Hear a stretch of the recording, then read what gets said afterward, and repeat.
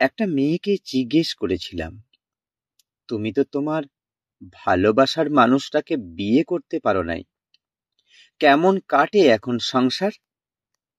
ওরে মিস করো? একজনকে মনে রেখে আর একজনের সাথে সংসার করতে কেমন লাগে?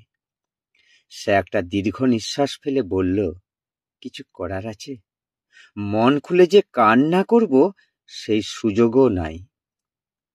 আমরা মনে একজন, তাকে মনে রেখেই আমার সব করতে হয়।